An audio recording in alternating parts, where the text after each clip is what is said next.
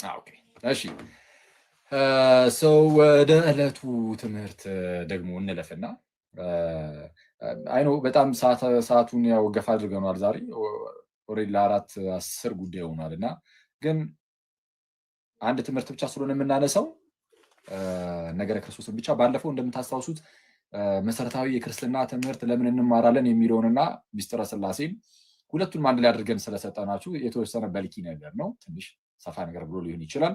ዛሬ ግን ነገረ ክርስቶስን ብቻ ነው። ነገረ ክርስቶስን ልክ የሆነ ማለት ሌሎች ትምህርቶችን እንደምሰጣችሁ የሆነች ነጥብ ያህል ያዙ ብላችሁና ወይ 3 ነጥቦች ምናምን ያዙ ብላችሁና አጠር አድርጌ የተወሰነ ነገር ሰጣችኋለሁ። ከዛ በኋላ ወዲያው እንጨርሳለን። እዚህ ላይ የምንማማራቸው ትምህርቶች ምንድነው? ቢያንስ ምን እንደምታምኑ ወቁት ብቻ ነው። እሺ በጣም በጥልቀት ገብተን እያየን አይደለም፣ ግን ቢያንስ የምታምኑት ይህንን ነው። ወታችሁ የምናምነው ይህንን ነው። ለምሳሌ ዛሬ ስለ ክርስቶስ ኢየሱስ የምናምነው ይህንን ነው ብላችሁ መናገር ትችላላችሁ ማለት ነው። ስለዛ እዛ ላይ የተወሰነ ነገር እንሄድበታለን እና እኔ በአጭሩ ነው የምነግራችሁ። እሺ ኮመንቱን እሺ አጠፋችሁት። አሪፍ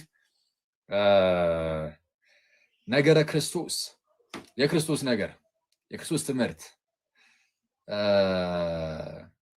ነገረ ክርስቶስ በአጭሩ ነገረ ክርስቶስ ምንድነው? የአምላክን ሰው የመሆን ምስጢር የሚያትት ነው። በአጭሩ የአምላክን ሰው የመሆን የቃልን ስጋ የመሆን ምስጢር የሚያትት የሚያስረዳ የሚያስተምር የምንማርበት ትምህርት ነው ነገረ ክርስቶስ። ስለ ክርስቶስ ኢየሱስ ለማወቅ ወይም ነገረ ክርስቶስን ለመረዳት 3 ነጥቦችን ብቻ ሰጣችኋለሁ። 3 ነጥቦችን በሶስቱ ዓለም አቀፋዊ ጉባኤያት አድርጌ ይሰጣችኋለሁ። ስንት ነጥብ ሰጣችኋለሁ አልኳችሁ? ነገረ ክርስቶስን ለመረዳት 3 ነጥብ ነው የምሰጣችሁ። 3ቱንም ነጥቦች ደግሞ በሶስቱ ስንት ዓለም አቀፋዊ ጉባኤያት ነው የምትቀበሉት? የኦሪየንታል ኦርቶዶክስ አብያተ ክርስቲያናት 3 ዓለም አቀፋዊ ጉባኤያትን ይቀበላሉ። የኒቂያውን፣ የቁስጥንጥንያውንና የኤፌሶኑን። ምንድነው ኒቂያ፣ ቁስጥንጥንያ፣ ኤፌሶን? ምንድነው? ጥንት ላይ 4ኛውና 5ኛው ክፍለ ዘመን አጋማሽ አካባቢ ላይ ቤተክርስቲያን በዓለም አቀፍ ደረጃ ጉባኤያትን አድርጋ ነበረ። ማለት ለምሳሌ እኛ ሀገር ጉባኤ ይደረጋል አይደለ? ጉባኤ ሲደረግ ሀገር አቀፍ ነው ማለት ያው ከኢትዮጵያ አንጻር ብቻ ይሆናል። ግብፅ ላይም ሲደረግ ሌሎች ዓለማት ላይም ሲደረግ የሆነ አካባቢ ላይ ጉባኤ ይደረጋል። ቤተክርስቲያን በዓለም አቀፍ ደረጃ ደግሞ ጉባኤያትን አድርጋ ነበር። ያው ጉባኤያትን ያደረገችው ከትምህርት ጋር በተያዘ በዋናነት ከክርስቶስ ጋር በተያዘ ለሚነሱ የስተት ትምህርቶች መልስ ለመስጠት እና ብዥታዎችን ለማጥራት በማሰብ እና የመጀመሪያው ጉባኤ የኒቂያ ጉባኤ ይባላል። በኒቂያ ላይ በኤዥያ ማይነር አካባቢ ላይ ናት ኒቂያ ማለት ነው፣ ናይሲያ። እዛ የተደረገ አንድ ጉባኤ ነበረ፣ የኒቂያ ጉባኤ ተብሎ ይጠራል። 325 ዓመተ ምህረት ላይ የዛሬ 1700 ዓመት አካባቢ ነው ይህ ጉባኤ የነበረው እና ለምን ተደረገ ምናምን ዲቴል አሁን እዚህ ላይ ምንም አላችሁ። ቢያንስ ግን ትምህርቱ ተሰጣችሁ 3ቱ ነጥቦች ሳነሳ ትንሽ ነገር ነካ አደርግላችኋለሁ። ሁለተኛው ጉባኤ የቁስጥንጥንያው ጉባኤ ነው። 381 ዓመተ ምህረት ላይ ከ50 ዓመት አካባቢ ከ56 ዓመት አካባቢ በኋላ ማለት ነው በቁስጥንጥንያ ደግሞ ጉባኤ ተደረገ። እሱም ዓለም አቀፋዊ ጉባኤ ነው። በኋላ ላይ ደግሞ ከአሁንም ከ50 ዓመት አካባቢ በኋላ በ431 ዓመተ ምህረት በኤፌሶን ጉባኤ ተደረገ። እሱም ዓለም አቀፋዊ ጉባኤ ነው። እነዚህ ዓለም አቀፋዊ ጉባኤያት ናቸው። በእነዚህ ጉባኤያት ውስጥ ቤተክርስቲያናችን ዶክትሪናል የሆኑ ነገሮችን ወይም ሃይማኖታዊ የሆኑ ነገሮችን ኢንፋሊብሊ ዲፋይን ታደርጋለች ወይም ደግሞ ኢንፋሊብሊ ሰጣናለች። ሃይማኖታዊ ነገሮችን ቤተክርስቲያን በዓለም አቀፍ ደረጃ አትሳሳትም ስንል ምንድነው? የሃይማኖት ጉዳይ ላይ ነው፣ አስተምህሯዊ ጉዳይ ላይ አትሳሳትም። በዓለም አቀፍ ደረጃ የሰጠችን ትምህርት አለ። 3ቱም ነገረ ክርስቶስን የሚመለከቱ ናቸው። ሶስቱም ጉባኤያት እና ነገረ ክርስቶስን አሁን ስለ ክርስቶስ ለመረዳት እኔ 3 ነጥብ ብቻ ሰጣችሁና መጨረሻ ላይ ሰከልስላችሁ እነዚህን ጉባኤያትን አንስቼ ከልስላችኋለሁ የሚያስፈልጋችሁ ከሆነ የተወሰነ እንትን እንዳይላችሁ ምንድነው እንዳይምታታባችሁ ጉባኤያቱን ዋናው ትምህርት ላይ አላስገባቸውም። በቃ ነጥቦቹን ብቻ ከመጽሐፍ ቅዱስ አንጻር ነግራችኋለሁ። የመጀመሪያ ነጥብ ያዙ። ነገረ ክርስቶስ በሉና ነጥብ 1 ኢየሱስ ፍጹም አምላክ ነው። ኢየሱስ ፍጹም አምላክ ነው። ስለዚህም የእግዚአብሔር ልጅ ነው። ኢየሱስ ፍጹም አምላክ ነው። የመጀመሪያው ነጥብ የምናየው ኢየሱስ አምላክ ነው የሚለውን ነው። ሁለተኛ የምናየው እመለሳለሁ ወደ አንደኛው። ሁለተኛ የምናየው ኢየሱስ ፍጹም ሰው ነው፣ ስለዚህ የሰው ልጅ ነው የሚለውን። ሶስተኛው ነጥብ የምናየው ኢየሱስ አምላክ ነው፣ ኢየሱስ ሰው ነው። ሶስተኛው ላይ በአምላክነትና በሰውነት መካከል ያለ ተዋህዶ አለ። ስለዛ ክርስቶስ ኢየሱስ እርሱ የተዋሃደ ነው፣ ውህድ ነው፣ ውህድ ባህሪ ነው። አምላክ ነው፣ ሰው ነው ስንል ሁለት እንዳንል ሁለት አካላት እና ሁለት ባህሪያት ብለን እንዳንጠራ ክርስቶስ እርሱ ደግሞ ውህድ የሆነ ባህሪ ነው። አንድ የሆነ ውህድ ባህሪ ነው። አንድ የሆነ አምላክም ሰውም የሆነ ነው የሚለውን ደግሞ አሳያችኋለሁ። እንዴት ነው የሚለውን ቀለል አድርጌ አሳያችኋለሁ። ምንም የሚወሳሰብ ነገር የለም። እናንተ ብቻ ተረጋግታችሁ በደንብ ስሙ። ከዛ በኋላ ክርስቶስ ነገረ ክርስቶስን ስትጠየቁ በአጭሩ ትመልሳላችሁ። ከዛ በኋላ ይህንን ካሳያችሁ በኋላ ምናልባት እንደ ቦነስ ነገር እና ክርስቶስ ላይ የሚነሱ ይሄ የምልጃ ምናምናምን ጉዳዮች ላይ ጠቅለል ያለ ነገር እነግራችኋለሁ። አንዳንድ ሰው እንዲሁ ዝም ብሎ ብቻ ጉንጭ አልፋ ክርክር ውስጥ ልንገባ ስለምንችል ማለት ነው ነገሮችን ባለመረዳት እሱን የተወሰነ ነገር ሰጥቻችሁ አልፋለሁ። ስለዚህ ወደ ዋናዎቹ ግን በቃ ሶስቱ ናቸው። ዋናዎቹ ነገረ ክርስቶስ ላይ ዋናዎቹ እነዚህ ናቸው። ትልቁ ነገር ሶስቱ ናቸው። እሺ ኢየሱስ አምላክ ነው። ኢየሱስ አምላክ ነው። አንደኛ ኢየሱስ አምላክ ነው። ክርስቶስ ኢየሱስ አምላክ ነው ሲባል የእግዚአብሔር ልጅ እንደመሆኑ ነው። ለምሳሌ እኔ የሰው ልጅ ነኝ። የሰው ልጅ እንደመሆኔ የተገኘሁት ከሰው ነውና በቃ ሰው ነኝ። ከሰው ከተገኘሁኝ ሰው እንጂ ሌላ ልሆን አልችልም። ከሰው ተገኝቼ ድመት ልሆን አልችልም። ከሰው የተገኘ ሰው ነው። ክርስቶስ እግዚአብሔር ነው ወይም አምላክ ነው ስንል ከእግዚአብሔር እንደመገኘቱ ወይም ከአብ እንደመገኘቱ ነው። የአብ ልጅ ነው ኢየሱስ። አብ እውነተኛ አምላክ ከሆነ እንግዲያውስ የአብ ልጅ እንደመሆኑ እርሱም እውነተኛ አምላክ ነው። አብ ብርሃን ከሆነ እንግዲያውስ ቀጥታ ከአብ የሚገኝ ስለሆነ እርሱም ወልድም ማለት ነው እውነተኛ ብርሃን ነው። ለዛ ነው የጸሎት ሃይማኖታችሁ ላይ ከእውነተኛ አምላክ የተገኘ እውነተኛ አምላክ፣ ከብርሃን የተገኘ ብርሃን እያላችሁ የምትጸልዩት። ከብርሃን የተገኘ ብርሃን ሲል ብርሃን ያለው አብን ነው። ከእርሱ የተገኘ ብርሃን ነው አለው ማንን? ወልድን። ቀጥታ ከእርሱ የሚገኝ ስለሆነ አብ የሆነውን ወልድም ነው አይደል? ከእውነተኛ አምላክ የተገኘ አምላክ ወይም እውነተኛ አምላክ አብ እውነተኛ አምላክ ነው። አብ እውነተኛ አምላክ ከሆነ ወልድ የምርም ከአብ የሚገኝ ከሆነ የአብ የምርም የገዛ ልጁ ከሆነ እንግዲያውስ ወልድም በቃ ልክ እንደ አብ እውነተኛ አምላክ ነው ማለት ነው። ግን ወልድ የምርም የአብ የገዛ ልጁ ነው ማለት እኛም ልጆቹ ተብለናል እኮ ለአብ።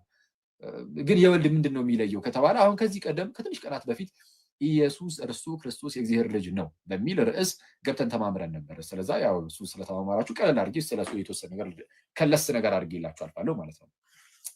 ኢየሱስ የእግዚአብሔር ልጅ ነው ሲባል ልክ እኛ የእግዚአብሔር ልጅ እንደሆነ አይደለም። እኛ አዶፕት ተደርገን ነው በጸጋ የእግዚአብሔር ልጆች ሆነናል። ጌታችን ኢየሱስ ግን ከአብ ቀጥታ የሚገኝ ሆኖ ወይም የገዛ ልጅ ሆኖ ነው። እኛ የገዛ ልጆች ሆነን አይደለም፣ በቃ በጸጋ የተሰጠን ነው። ወደ ገዛ ወገኖቹ መጣ ይላል ዮሐንስ ወንጌል ምዕራፍ 1 ቁጥር 11 ጀምሮ ወደ ገዛ ወገኖቹ መጣ፣ የገዛ ወገኖቹ ግን አልተቀበሉትም። ለተቀበሉት ግን በስሙም ለሚያምኑት ለእነርሱ የእግዚአብሔር ልጆች የሆኑ ዘንድ ስልጣንን ሰጣቸው። በስጦታ የተቀበልነው ነው እንጂ የገዛ ልጆች ሆነን አይደለም። ክርስቶስ ግን ለአብ የገዛ ልጁ ነው። የገዛ ልጁ ከመሆኑ የተነሳ ብቸኛ ልጁ ነው። ስለዚያም ልጅነቱ ከፈጣሪነቱ አንጻር ነው። የፈጣሪነት አይነት ልጅነት ነው ያለው ወልድ ለአብ። እሱን እንግዲህ ከመጽሐፍ ቅዱስ በጣም በርካታ ማሳያዎች አሉ። ልጅነቱን ለመረዳት ስንት ነጥብ ትይዛላችሁ? 3 ነጥብ። አሁን ልጅነቱን ለመያዝ ማለት የእሱ ልጅነት የተለየ እንደሆነና ባህርያዊ እንደሆነ ቀጥታ ከእርሱ የሆነ እንደሆነ አብ አምላክ ፈጣሪ እንደሆነ ሁሉ ወልድንም አምላክ ፈጣሪ የሚያስብለው አይነት ልጅነት እንደሆነ ለማሳየት ለመረዳት 3 ነጥቦች ልስጣችሁ። ለምሳሌ ክርስቶስ የገዛ የአብ ልጁ ተብሏል። የገዛ የአብ ልጁ የገዛ ልጅ ተብሎ በመጽሐፍ ቅዱስ ከክርስቶስ ውጭ ማንም አይጠራም፣ አልተጠራም። ማንም አልተጠራም። እኔ አልተጠራውም፣ እናንተ አልተጠራችሁም፣ ዮሐንስ አልተጠራም፣ ጴጥሮስ አልተጠራም፣ ነቢያት አልተጠሩም፣ ሙሴ አልተጠራም፣ ቅዱሳን መላእክት አልተጠሩም። የገዛ የአብ ልጅ ተብሎ የሚጠራው ጌታችን እና መድኃኒታችን ኢየሱስ ክርስቶስ ብቻ ነው። ስለዚህም እንዲህ ይላል በሮሜ መልእክት ምዕራፍ 8 ቁጥር 32 ላይ ለገዛ ልጁ ያራራለት ነገር ግን ስለ ሁላችን አሳልፎ የሰጠው እንደው ከእርሱ ጋር ሁሉን ነገር እንዴት አይሰጠንም ይላል። ለማን ያራራለት? ለገዛ ልጁ ያራራለት። ለገዛ ልጁ ያራራለት። ኦኬ። ስለዛ ወልድ የአብ የገዛ ልጁ ነው። በቃ ክርስቶስ ብቻውን የገዛ ልጁ ነው። የገዛ የተባለው ለምንድን ነው ከተባለ ቀጥታ ከእርሱ የሚገኝ ስለሆነ ነው። ወልድ የሚገኘው ከአብ ነው። ወልድ ልጅ ነው ሲባል ቃል እንደመሆኑ ነው። አያችሁ፣ የኔ ቃል የሚገኘው ከኔ ነው። ወልድ ቃል የተባለው የአብ ቃል ነው። ስሙም የእግዚአብሔር ቃል ተብሏል አይደል የሚለው ራዕይ መጽሐፍ ላይ። ስሙም የማን ቃል? የእግዚአብሔር ቃል ተብሏል። የእግዚአብሔር ቃል ከእግዚአብሔር ነው የሚገኘው። ልጅ የተባለው ቃል እንደመሆኑ ስለሆነ ያ ቃል ደግሞ ልክ እንደኔ አይነት ቃል አይደለም ብያቸዋለሁ፣ እንዳትረሱ። የኔ ቃል ዝርው ቃል ነው። የእግዚአብሔር ቃል ግን አካላዊ ቃል ነው። አካላዊ ቃል ከመሆኑ የተነሳ እግዚአብሔር ተብሎ ይጠራል። የኔ ቃል ሰው ተብሎ ይጠራል። የኔ ቃል እኔ ሰው ነኝ አይደል? አክሊል ሰው ነው። አመናችሁ አላመናችሁ? አይዞሽ ሰው አክሊል ሰው ነው። እሺ አክሊል ሰው ነው እና ከኔ ውስጥ የሚወጣው ወይም ከኔ የሚወጣው ያ ቃል የሰው ቃል ይባላል። ሰው ግን አይባልም። ሰው ግን አይባልም አይደል? አሁን ከአንደበት የሚወጡ ቃላቶች ሰው ይባላሉ? እንዳይባሉም። ወደ እግዚአብሔር ስትሄዱ ወደ እግዚአብሔር ቃል ወደ ጌታችን ኢየሱስ ልክ እንደዚህ አይነት ዝም ብሎ ዝርው ቃል ምናምን የሚናገራቸው ንግግር አይደለም። ንግግር አይነት ሳይሆን አካላዊ ቃል ነው እና ቃል ተብሎ ሲነገር ልክ ዓለማት የሚፈጠሩበት አይነት የእግዚአብሔር ጥበብ የሆኑ አይነት ቃልነት ነው እና ልክ እንደ ሪዝን አይነት ነገር ነው እና አካላዊ ነው። እውቀት ያለው ቃል ነው። አይቷል። የኔ አሁን ከአንደበት የሚወጣው ቃል እውቀት አለው? ራሱ የለውም። የእግዚአብሔር ቃል ተብሎ ሲነገር ግን ጌታችን ኢየሱስ ልክ እንደዚህ እንደ ዝርው ቃል እንደ ንግግር አድርጋችሁ እንደዛ እንዳታስቡት። የእግዚአብሔር ቃል ሲባል ግን ጌታችን ኢየሱስ በእርሱ እውቀት አለ፣ እውቀት አለ፣ ህይወት አለ በእርሱ። አሁን በእኔ ከአንደበቴ በሚወጡ ቃላቶች ምን የለም? ህይወት የለም እዛ ውስጥ። በእግዚአብሔር ቃል ውስጥ ግን ህይወት አለ። ህይወት በእርሱ ነበረች ተብሎ ዮሐንስ ወንጌል ምዕራፍ 1 ቁጥር 4 ላይ እንደተናገረው ህይወት በእርሱ ነበረች። ኦኬ እሷም ደግሞ የዓለም ብርሃን ናት እያለ እንደተናገረ ሰው ይህ ቃል ተመልከቱ ጋይስ፣ የሰው ቃል ሰው ተብሎ አይጠራም። የእግዚአብሔር ቃል ግን እግዚአብሔር ተብሎ ተጠርቷል። ዮሐንስ ወንጌል ምዕራፍ 1 ቁጥር 1 ላይ በመጀመሪያ ቃል ነበረ፣ ቃልም በእግዚአብሔር ዘንድ ነበር ይልና ቃልም እግዚአብሔር ነበር። ስለዛ ቃል አካላዊ ነው። አሁን ይህንን ያዙና የእግዚአብሔር ቃል የተባለው ከራሱ ከእግዚአብሔር ስለሚገኝ ነው። ከእግዚአብሔር ስለሚገኝ ልጅነቱ ልክ ከዛ የተነሳ ስለሆነ የገዛ ልጁ ተብሎ ይጠራል ነው። በቃ ባጭሩ እንደዛ ነው። ቀጥታ ከእርሱ የሚገኝ ከሆነ በባህሪ ራሱን ይመስሏል። ማንን? የተገኘበትን አብን። ከዘላለም ነው የሚገኘው። የሆነ ሰዓት ላይ ጠፍቶ የሚጀምር አይደለም። ጠፍቶ የሚጀምር ነው እንዳትሉ እዛው ዮሐንስ ወንጌል ምዕራፍ 1 ቁጥር 1 ላይ በደንብ በሰፊው ያስቀምጡታል። በመጀመሪያ ይህንን በጣም ብዙ ጊዜ ብያቸዋለሁ። ምናልባት ያልሰሙ ልጆች ሊኖሩ ስለሚችሉ ዛሬም ልድገምላችሁ። እች በጣም ቁልፍ ነገር ስለሆነች በደንብ አድርጋችሁ ስሙኝ። ዮሐንስ ወንጌል ምዕራፍ 1 ቁጥር 1 ማለት ነው እንዴት ማየት እንዳለባችሁ በደንብ። በመጀመሪያ ቃል ነበረ ይላል። በመጀመሪያ ቃል ነበረ፣ ቃልም በእግዚአብሔር ዘንድ ነበረ፣ ቃልም እግዚአብሔር ነበረ። ሰው በመጀመሪያ ቃል ነበረ ይላል ወይስ በመጀመሪያ ቃል ሆነ ይላል? በመጀመሪያ ቃል ሆነ ነው የሚለው ወይስ በመጀመሪያ ቃል ነበረ ነው የሚለው? በመጀመሪያ ቃል ነበር። ምንድነው ልዩነቱ? ማለት ሆነ አለ ነበር አለ ምን አሁን ምን ልዩነት ኖሮት ነው የሚል ሰው ሊኖር ይችላል። ልዩነቱን ላሳያችሁ። እዛው ዮሐንስ ወንጌል ምዕራፍ 1 ዝቅ ብላችሁ ቁጥር 3 ላይ ሁሉ በእርሱ ሆነ የሚል ቃል አለ። ሆነ የሚለው ቃል ይጠቀመው። ከላይ ስለ ቃል ሲነገር ነበረ ነው። በመጀመሪያ ቃል ሆነ ሳይሆን ነበረ ነው። ስለ ፍጥረት ሲነገር ግን ሁሉ አለና በእርሱ በቃል ማለት ነው ሆነ። ሆነ ማለት አስቀድሞ አልነበረም ማለት ነው። አስቀድሞ አልነበረም። ሆነ ከተባለ ከመሆኑ በፊት የለም። ስለዚህ እሺ ከመሆኑ በፊት ስላልነበረ ካለመኖር ወደ መኖር የመጣ ነው ማለት ነው። አገኛችሁት ጋይስ? ሆነ ሲባል ሁሉ በእርሱ ሆነ ሲባል ሁሉ በእርሱ ተፈጠረ እንደማለት ነው። እሺ ሁሉ በእርሱ ተፈጠረ። ከተፈጠረውም ወይም ከሆኖም አንዳች እንኳን ያለ እርሱ ያለ ቃል የሆነ ምንም የለም ተባለ። አሁን ሁሉ በእርሱ ሆነ ሚኒንግ ሁሉ በእርሱ ካለመኖር ወደ መኖር መጡ ማለት ነው። ሆነ አስቀድሞ አልነበረ ማለት ነው። ስለዚህ ወደ መሆን መጣ፣ ወደ መኖር መጣ ማለት ህልውናቸውን ይሰጣቸዋል ማለት ነው።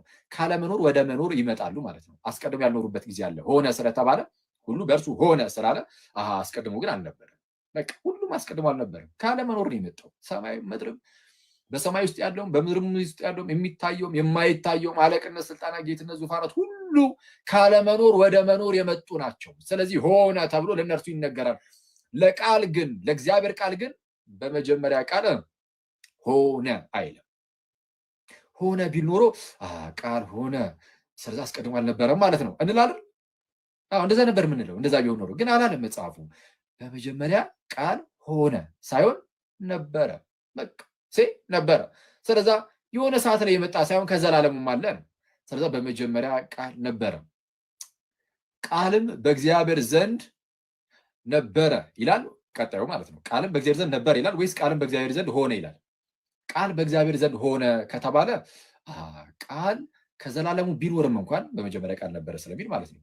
ግን በእግዚአብሔር ዘንድ ግን ያልነበረበት ጊዜ ነበረ። ምክንያቱም ሆነ ነው ያለው አይደለ? ቢል ኖሮ ነው ያልኳቸው ያለሁት።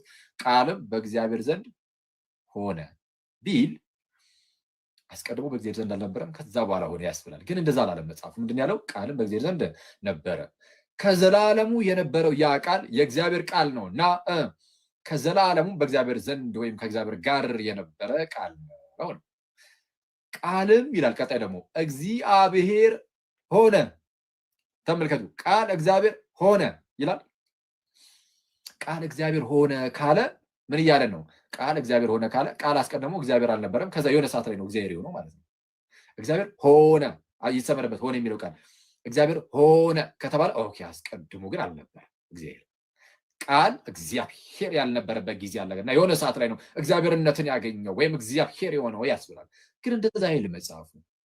ቃልም እግዚአብሔር ነበረ። ስለ ፍጥረት ሲናገር ሁሉ በእርሱ ሆነ። ስለ ቃል ሲናገር ነበረ። በመጀመሪያ ቃል ነበረ፣ ቃልም በእግዚአብሔር ዘንድ ነበረ፣ ቃልም እግዚአብሔር ቃልም እግዚአብሔር ሆነ ነው። እግዚአብሔርነቱ ከዘላለም ነው። ከአብ እንደመገኘቱ አብ እግዚአብሔር እንደሆነ ሁሉ ወልድም ወይም ቃሉም እግዚአብሔር ነው። ስለዚህ ቃልም እግዚአብሔር ነበረ ነበረ ነበረ ነበረ። ስለ ቃል ሲነገር፣ ስለ ፍጥረት ሲነገር ሆነ ሆነ፣ ሁሉ በእርሱ ሆነ። ፓንታዲ አውቱ ኤጌኔቶ ማለት ያልነበረ ነገር ሲሆን ማለት ነው። እሺ፣ ሁሉ በእርሱ ሆነ። እሺ፣ በኋላ ላይ እመጣበታለሁ፣ ግን ልዩነቱን እንድታውቁት ማለት ነው።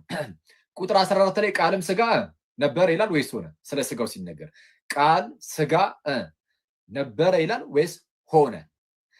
ነበረ ከተባለ ቃል ስጋ ነበረ ከተባለ ከዘላለሙ ቃል ስጋ ነበረ ያስብላል። እና እንደዛ ግን አይደለም። ኦፍኮርስ ቃል በቃ ቃል ነበር እንጂ ስጋ አልነበረም። ስለዛ ምን ይላል? ቃልም ስጋ ሆነ። አስቀድሞ ስጋ አልነበረም፣ ይኸው ስጋ ሆነ። ከመቤታችን የሆነና የነበረ ልዩነት እንዲወቁ። ኦኬ ሰው የእግዚአብሔር ቃል እንደመሆኑ የእግዚአብሔር ልጅ ነው። እንደ ቃልነቱ ያ ልጅነት እንደ ቃልነት ያለ ልጅነት ነው። ስለዛ ቀጥታ ከርሱ የሚገኝ ስለሆነ ምን የአብ የገዛ ልጁ ነው። የአብ የገዛ ልጁ ነው። ለገዛ ልጁ ያራራለት፣ ነገር ግን ስለ ሁላችን አሳልፎ የሰጠው እንዲያው ከእርሱ ጋር ሁሉን ነገር እንዴት አይሰጠ ነው? ምን እያለ ነው? የገዛ ልጁ ኢየሱስን ስለ እኛ ይኸው እንዲህ አሳልፎ ከሰጠው ታዲያ ከገዛ ልጁ የሚበልጣል እንደ የለም እኮ። ስለዛ እናንተ ለእግዚአብሔር ሁኑ እንጂ እንዴ ልጁ ብቸኛ ልጁን የገዛ ልጁን ከሰጠን ሌላውን ነገርማ እንዲያው እንዴት አይሰጠም? ኧረ ይሰጠናል፣ ይሰጠናል። ልጁን ሰጥቶን የለ እንዴ? ሌላው አይደንቅም ማለት ነው። ልጁ ነው በቃ ትልቁ ነገር ልጁ ነው። ሰው የገዛ ልጁ ተብሎ የተነገረለት ለዛ ነው። ስለዛ ሌሎቻችን የገዛ ልጆቹ ተብሎ አልተነገረልንም። አብንም የገዛ አባቴ ይለዋል። የገዛ አባቴ ነው፣ የገዛ አባቴ ብሎ ይጠራል። አሁን ዝም ብሎ እንዲሁ በልምድ ልንላችሁ በምንችለው ሴንስ እንድትረዱት አይደለም። እንደ አንድ ሰው ተሳስቶ ለምሳሌ እንደ የገዛ አባቴ ቢለው እግዚአብሔርን በቃ እንደ መቅሰፍት ወረደበት ምናምን እያልኩኝ ሳይሆን፣ ግን መጽሐፍ ቅዱስ ስናነብ ቴዎሎጂካሊ በደንብ እንድንረዳው ቃላትን በደንብ መምረጥ አለብን። ከመጽሐፍ ቅዱስ አንጻር ስናየው የገዛ ልጅ ተብሎ የሚጠራው ኢየሱስ ነው። አብም የገዛ አባት ተብሎ የተጠራው ለኢየሱስ ብቻ ነው በመጽሐፍ ቅዱሳቸው፣ ለሌላ ተጠርቶ አያውቅም። በዮሐንስ ወንጌል ምዕራፍ 5 ከቁጥር 17 ጀምሮ እንዲህ ይላል። ዮሐንስ ወንጌል ምዕራፍ 5 ቁጥር 17 አባቴ እስከ ዛሬ ይሰራል እኔም ደግሞ እሰራለሁ አለ። አይቷል። አባቴ ሲል ራሱ ልዩነቱን አባቴ እስከ ዛሬ ይሰራል እኔም እሰራለሁ። እኔ እንደዚህ ብሎ አሁን የሚናገር ሰው አለ? የለም እኮ። አባቴ እስከ ዛሬ ይሰራል እኔም እሰራለሁ። ከሰንበት ጋር ተያይዞ ያውም ተጠይቆ ማለት ነው። እንዴ አብ አያርፍም ነው ማለት እረፍቱ የተሰጠው ለእኛ ነው። ኦኬ እኛ እንድናርፍ ነው። እግዚአብሔር ከሰራው ሁሉ ነገር አረፈ ተብሎ የተነገረው እኛ በዛ ውስጥ እንድናርፍ ነው። ከዛ በኋላ ዓለምን እየመገበ ሁሌም የሚያኖር ማለት የሆነ ቅዳሜ ሲመጣ ሰንበት ላይ ማለት ነው። ልክ ቅዳሜ ሲመጣ አብ እስቲ እረፍት ልውሰድ እናንተ እንደፈለጋችሁ ትሁኑ ብሎ ዞር ይላል? አይ አባቴ እስከ ዛሬ ይሰራል እኔም ደግሞ እሰራለሁ አለ። ይሄ ስልጣናዊ ንግግር ነው። ይሄ በጣም ስልጣናዊ ንግግር ነው። እዛው ለቀጠል ላደረገና ምናለ እንግዲህ አይሁድ ማን ነው እንግዲህ ሰንበትን ስለሻረ ብቻ አይደለም፣ እሺ ይልቁንም ራሱን ከእግዚአብሔር ጋር አስተካክሉ። ልክ ራሱን ከማን ጋር? ከእግዚአብሔር ጋር አስተካክሉ። እግዚአብሔር የገዛ አባቴ ነው ስላለ አይሁድ ሊገሩት ይፈልጉት ነበር አለ። ይሄን የተናገረው ዮሐንስ ነው። እዚህ ዮሐንስ ምን አለ? ጌታችን አለ ራሱን ከእግዚአብሔር ያስተካክል ነበረ ሲያወራ ራሱን ከእግዚአብሔር አስተካክሎ እግዚአብሔር የገዛ አባቴ ነው አለ። እግዚአብሔር ምን ነው? የገዛ አባቴ ነው። አማርኛው ላይ እግዚአብሔር አባቴ ነው ይላል፣ ግን የገዛ የሚል ቃል አለ። እሺ የገዛ አባቴ የገዛ የምትለው ቃል አለች። ብዙ ግሪኩ ላይ አለ፣ የእንግሊዘኞቹ ላይ ብዙዎቹ ላይ አለ። ኤኒዌይስ እግዚአብሔር ራሱን ከእግዚአብሔር ጋር አስተካክሎ እግዚአብሔር የገዛ አባቴ ነው ስላለ አይሁድ ሊገርሙት ይፈልጉ ጀመር። እንደዚህ ያለ እና ወልድ አብን የገዛ አባቴ ይለዋል። ስለዛ አብ ለወልድ የገዛ አባቱ ነው። ስለዛ እኩልነትን ያሳያል ነው። ስለዛ ልጅነት ስለ ልጅነት ስናወራ ወልድ የአብ የገዛ ልጁ ነው እና ከራሱ ከአብ የሚገኝ ነውና አብ እውነተኛ አምላክ ሆነ። እንግዲያውስ ልጅም እውነተኛ አምላክ ነው። እናንተ የተገኛችሁት ከሰው እንደሆነ ሁሉ ሰው ናችሁ። ከሰው እንደመሆኑ እናንተ የተገኛችሁት ከሰው እንደመሆኑ ሰው ናችሁ። የእግዚአብሔር ቃል የእግዚአብሔር ልጅ ኢየሱስ ክርስቶስ ከእውነተኛ አምላክ እንደመገኘቱ እውነተኛ አምላክ፣ ከብርሃን እንደመገኘቱ ብርሃን እና የገዛ ልጁ ተብሎ ተነገረት። ስለዚህ የገዛ ልጁ ስለሚል አብ ልክ እንደዚህ አይነት ልጅ ብዙ አለው እንዴ? የለውም። በቃ አንድ ብቻ ነው ያለው፣ እርሱም ያ ጌታችን ኢየሱስ ነው። ስለዛ መጽሐፍ ቅዱሳችን ኢየሱስን ብቸኛ ልጅ ይላሉ። ልጅነቱ ላይ የምትይዙ ሁለተኛ ነጥብ ይሄ ነው። ልጅነቱ ላይ አንደኛ የገዛ ልጅ አልኳችሁ፣ ሁለተኛ ብቸኛ ልጅ። ኢየሱስ ብቸኛ ልጅ ተብሏል። ዮሐንስ ወንጌል ምዕራፍ 1 ቁጥር 14 ላይ ቃልም ሥጋ ሆነ በእኛም አደረ፣ ጸጋና እውነትንም የተመላ ነው። አንድ ልጅም ብቸኛ ልጅም ማለት ነው። አንድ ልጅም ከአባቱ ዘንድ እንዳለ ያለውን ክብሩን አየ። ያየነው ክብር የማንን ክብር ነው? የብቸኛ ልጁን። አንድ ልጅም ከአባቱ ዘንድ እንዳለ ያለውን ክብር አየን። ምን ሲያደርግ? በስጋ ሲገለጥ። ቃልም ሥጋ ሆነ። ኦኬ፣ ቃልም ሥጋ ሆነ በእኛም አደረ፣ ጸጋና እውነትንም የተመላ ነው። አንድ ልጅም ብቸኛ ልጅም ሂዝ ኦንሊ ቢጋትን ሰን ነው የሚለው። ሂዝ ኦንሊ ቢጋትን ሰን። ስለዚህ ብቸኛ ልጅም ከአባቱ ዘንድ እንዳለ ያለ ክብሩን አየን። ስለዚህ ብቸኛ ልጅ ተብሎ ይጠራል። እዛው ቁጥር 18 ላይ ዝቅ ብሎ መቼም ቢሆን እግዚአብሔርን ያየው አንድስ እንኳ የለም ይልና በአባቱ እቅፍ ያለ አንድ ልጁ ብቸኛ ልጁ አንድያ ልጁ እርሱ ተረከው ተብሎ እንደተነገረ መቼም ቢሆን እግዚአብሔርን ያየው አንድስ እንኳ የለም በአባቱ እቅፍ ያለ ግን አንድያ ልጁ ብቻ። ማንም እኮ ነው እግዚአብሔርን ያየው የለም የተባለው። እግዚአብሔርን ማንም ያየው የለም ተባለና በአባቱ ቦሰም ወይም እቅፍ ያለ ብቸኛ ልጁ አንድያ ልጁ እርሱ ግን ተረከው ተባለ። ስለዚህ ኢየሱስ ብቸኛ ልጅ ነው። ለምን? የገዛ ልጅ ነውና። ኢየሱስ ለአብ የገዛ ልጁ በመሆኑ ምክንያት ብቸኛ ልጅ ተብሎ ይጠራል። ዮሐንስ ወንጌል ምዕራፍ 3 ቁጥር 16 ላይም በእርሱ የሚያምን ሁሉ የዘላለም ሕይወት እንዲኖረው እንጂ እንዳይጠፋ እግዚአብሔር አንድያ ልጁን እስኪሰጥ ድረስ ዓለምን እንዲወዱት አላለም። ስንትያ ልጁን? አንድያ ልጁን። ስለዛ ወልድ የአብ ብቸኛ አንድያ ልጁ ነው። ለምን? የገዛ ልጁ ነውና። ለምን? ቀጥታ ከእርሱ የሚገኝ ልጁ ነውና። ከእርሱ የሚገኝ ከሆነ ደግሞ አብ እውነተኛ አምላክ ከሆነ የአብ እውነተኛ አምላክነት የሚጠራጠር ስለሌለ በቃ ወልድም እውነተኛ አምላክ ነው ማለት ነው። ስለዚህ ልጅነቱ እንዲህ ያለ ልጅነት ነው። እሺ ሶስተኛ ነጥብ ያው እንግዲህ የተወሰነ አለፍ እያልኩ ነው የምሰጣችሁ። ሶስተኛው ነጥብ እዛው ልጅነት ላይ የምትይዙት ምን የሚልን ነው? ፈጣሪ ከመሆኑ አንጻር ተነግሮለታል ልጅነቱ። ለምሳሌ ዕብራውያን ምዕራፍ 1 ላይ ፈጣሪ ወይም አምላክ ከመሆኑ አንጻር ማለት ነው። ፈጣሪነቱን ወይም አምላክነቱን ከልጅነቱ ጋር አያይዞ መጽሐፍ ቅዱስ ነግሮናል። ፈጣሪነቱን አምላክነቱን ከልጅነቱ ጋር አያይዞ ማለት ነው። ማነው? በዕብራውያን መልእክቱ ምዕራፍ 1 ከቁጥር 1 ጀምሮ ቅዱስ ጳውሎስ እንደዚህ ይላል። ከጥንት ጀምሮ እግዚአብሔር በብዙ አይነትና በብዙ ጎዳና ለአባቶቻችን በነቢያት ተናግሮ አስቀድሞ ለነበሩ አባቶቻችን በነቢያት ተናግሮ ነበር። አሁንስ ሁሉን ወራሽ ባደረገው ደግሞም ዓለማትን በፈጠረበት በልጁ በዚህ ዘመን መጨረሻ ለእኛ ተናገረናል። ዓለማትን በፈጠረበት በልጁ እሺ፣ በዚህ ዘመን መጨረሻ ለእኛ ተናገረን። ስለዛ ልጁ ዓለማት የተፈጠሩበት ነው። ስለዛ አብ በልጁ በሌላ ስፍራ ደግሞ እዛው ዕብራውያን ምዕራፍ 11 ላይ ለምሳሌ ዓለማት በእግዚአብሔር ቃል እንደተዘጋጁ እናውቃለን ይላል።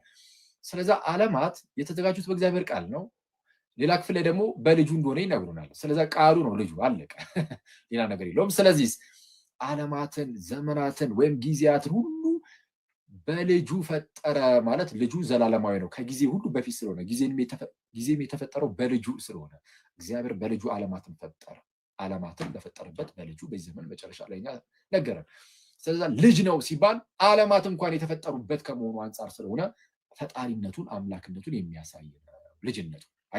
ልጅነቱን ከፈጣሪነቱ ከአምላክነቱ ጋር እያስተሳሰረ ይነግራል መጽሐፍ። ተጨማሪ ማስረጃ ዕብራውያን ምዕራፍ 1 ቁጥር 8 ላይም ስለ ልጁ ግን ብሎ የተናገረው ነው ክፍል አለ አይደል?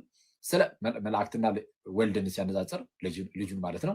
ስለ ልጁ ግን ይላል አምላክ ሆይ ዙፋን ለዘላለም ነው፣ በትርህም የቅንነት በትር ነው ይላል። አምላክ ሆይ ዙፋን እስከ ዘላለም ድረስ ነው፣ በትርህም የቅንነት በትር ነው። ስለ ልጁ ሲናገር አምላክ ሆይ ብሎ ይናገራል ይላል። ሰው ስለ ልጁ ሲነገር አምላክ ተብሎ ይነገራል። ለምን? ያ ልጅ ቀጥታ ከአብ የተገኘ ስለሆነ አብ እውነተኛ አምላክ ነውና እርሱም እውነተኛ አምላክ ስለሆነ ባጭሩ ያ ነው።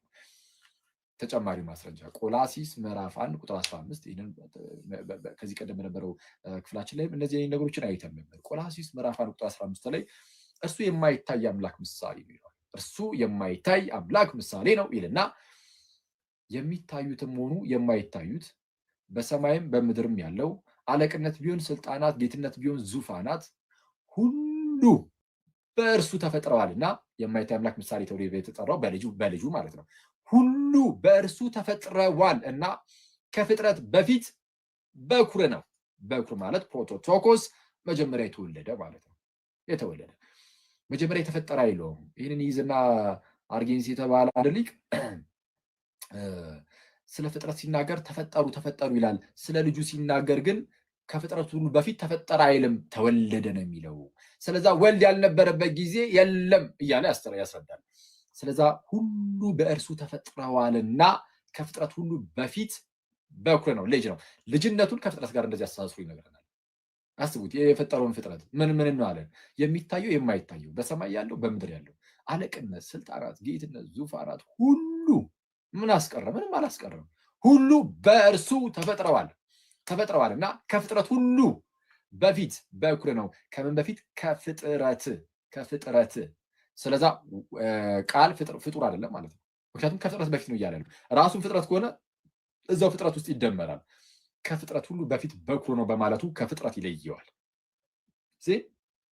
ሁሉ በእርሱ ሆነ፣ ከሆኖም አንዳች እንኳን ያለ እርሱ የሆነ የለም ብሎን የለም። ሁሉ በቃል እኮ ነው የሚለው። ቃል ፍጡር ነው የሚሉ አርዮሳውያን አሉ። ርጉም አርዮስ ያስተማረው ትምህርት ይሄ ነው። ቃል የመጀመሪያው ፍጡር ነው ብሎ ያስተምር ነበር። ቃል ፍጡር አይደለም። ቃል ዓለማት ሁሉ የተፈጠሩበት የራሱ የእግዚአብሔር ጥበቡ ነው ቃል እና ለማንኛውም ሁሉ በእርሱ ሆነ ይላል።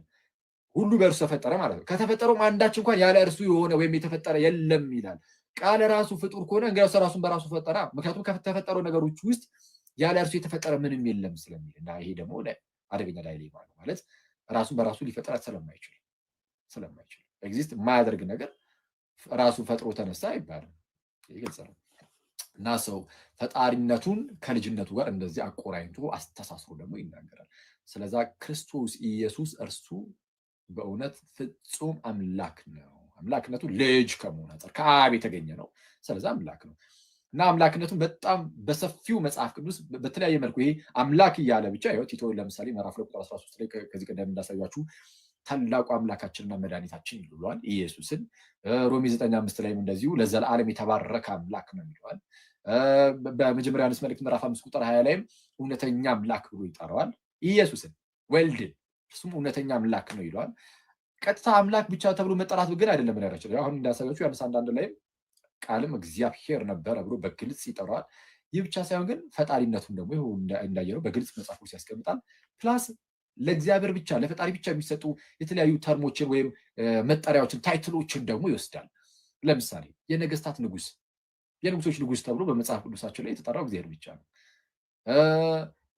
ምንድነው? ልክ ለምሳሌ መዝሙረኛው ዳዊት እንደሚናገረው ማለት ነው እናንተ መኳንንት ደጆችን ክፈቱ የክብር ንጉስ ይግባ እንዳለው ልክ እንደዛ ሁሉ ጌታችን የክብር ንጉስ ወይም የክብር ጌታ እየተባለ ሲጠራ አይተነዋል። የክብር ጌታ፣ የነገስታት ንጉስ፣ የጌቶች ጌታ እየተባለ ሲጠራ አይተነዋል። ሕይወት ተብሎ ሲጠራ፣ እውነት እየተባለ ሲጠራ አይተነዋል እና ሌሎችም በጣም በርካታ እና ሰው ክርስቶስ በእውነት እርሱ ፍጹም አምላክ ነው። እሺ ክርስቶስ አምላክ መሆኑን የሚክድ ቢኖር ከእግዚአብሔር መንግስት ይጎርላል። አምላክነቱን የማይቀበል የጌታችንን አምላክነትን የማይቀበል ሰው ከእግዚአብሔር ክብር ይጎርላል። ከእግዚአብሔር ክብር ይጎድላል። ከእግዚአብሔር ክብር የሚጎድለው ግን አምላክነቱን የሚክድ ብቻ አይደለም፣ ሰውነቱን የሚክድም ከእግዚአብሔር ክብር ይጎድላል።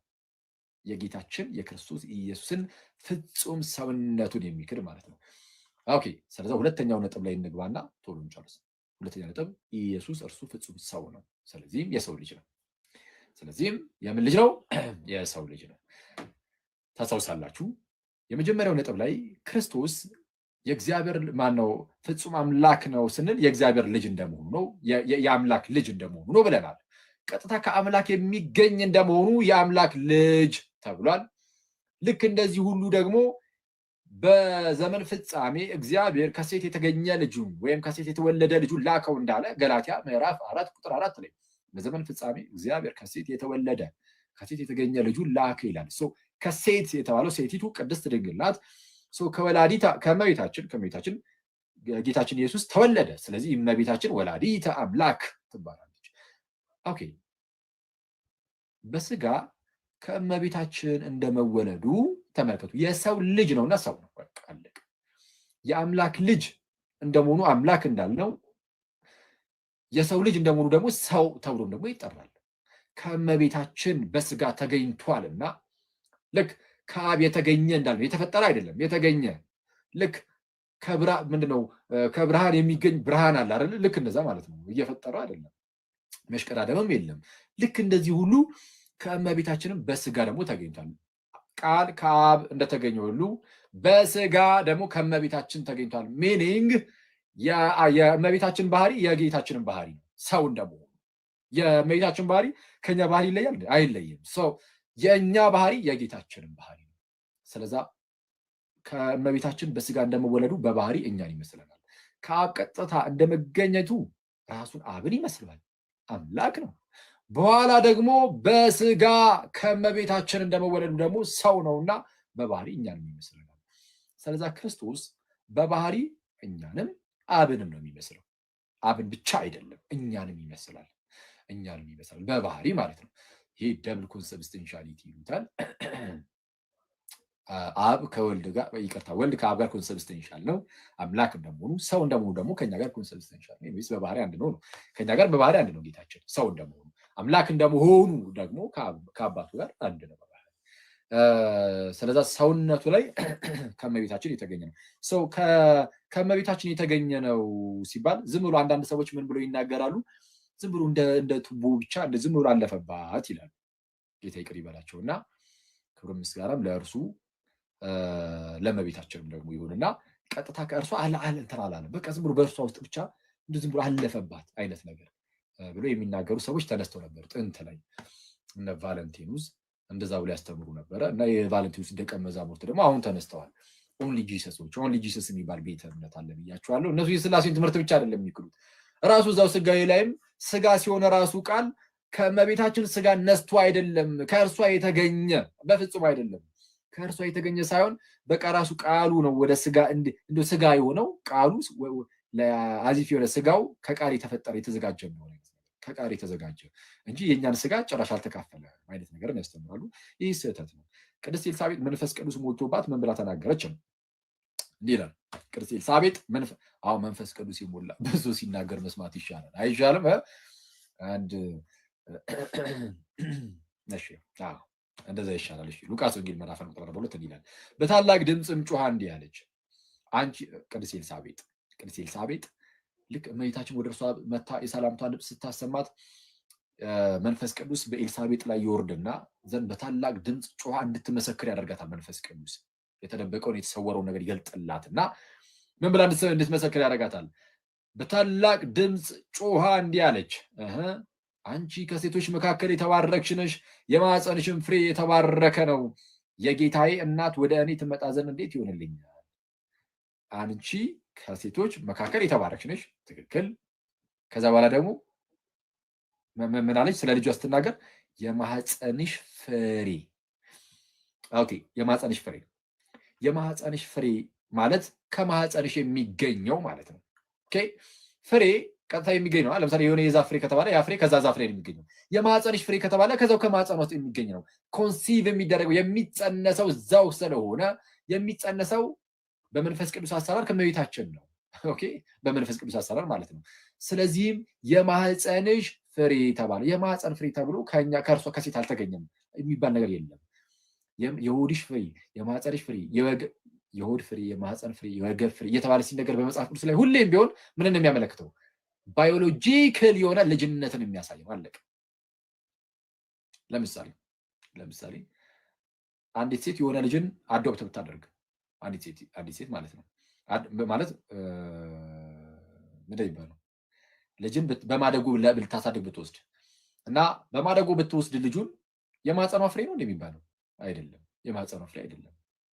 ኦኬ፣ እሷ በማደጎ የወሰደችው ስለሆነ ጌታችን ኢየሱስ ግን ለእመቤታችን የማህፀኗ ፍሬ ተብሏል።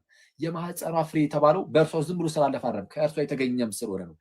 ፍሬ የተባለው መገኘትን የሚያሳይ ስለሆነ ማለት ነው። መገኘትን የሚያሳይ ስለሆነ እሺ፣ ይህንን የመሰለ ነገር በሐዋርያት ሥራ ምዕራፍ 2 ቁጥር 30 ላይ እናያለን። ማለት ለዳዊት የተነገረውን ነገር ይስብና ቅዱስ ጴጥሮስ እንዲህ ይላል፣ ነቢይ ስለሆነ ይላል ዳዊት ማለት ነው። ነቢይ ስለሆነ ከወገቡም ፍሬ በዙፋኑ ያስቀምጥ ዘንድ እግዚአብሔር መሐላ እንደማለለት ስላወቀ ከወገቡ ፍሬ ማለት እግዚአብሔር ለዳዊት ማለ፣ አይጸጸትም። ምን ብሎ ማለ? ከወገብ ፍሬ በዙፋን ላይ አኖራለሁ ብሎ። አሁን በዳዊት ዙፋን ላይ የሚቀመጥ መሲህ ይመጣል። መሲህ ማለት ክርስቶስ ማለት ነው። ክርስቶስ የዳዊት ልጅ ነው። ያ የሚመጣው መሲህ ግዴታ ምን መሆን አለበት? ከወገብ ፍሬ ስላለ የዳዊት የወገቡ ፍሬ ነው መሆን ያለበት። የዳዊት ምን የወገቡ ፍሬ ማለት ባዮሎጂካሊ ቀጥታ ከእርሱ የሚገኝ መሆን አለበት ማለት ነው። ስለዛ ክርስቶስ የሚጠበቀው የዳዊት የወገቡ ፍሬ ሆኖ ነው። ለዛ ነው ምን የሚለው እንዳልኳችሁ ነቢይ ስለሆነ ከወገቡም ፍሬ በዙፋኑ ያስቀምጥ ዘንድ እግዚአብሔር መሐላ እንደማለለት ስላወቀ ስለ ክርስቶስ ትንሣኤ አስቀድሞ አይቶ ነፍሱ በሲኦል እንዳልቀረች ስጋው መበስበስን እንዳላየ ተናገረ። ነፍሱ በሲኦል እንዳልቀረች ስጋው መበስበስን እንዳላየ ተናገረ። ስለማን አይቶ? ስለ ክርስቶስ አይቶ። ምክንያቱም የሚመጣው ክርስቶስ የራሱ የወገቡ ፍሬ ነው። ኦኬ፣ የወገቡ ፍሬ ነው። ስለዛ ሰው እንደመሆኑ ኢየሱስ ከኛ የተለየ አይደለም። ሰው እንደመሆኑ ከኃጢአት በስተቀር ከኛ ጋር አንድ ነው።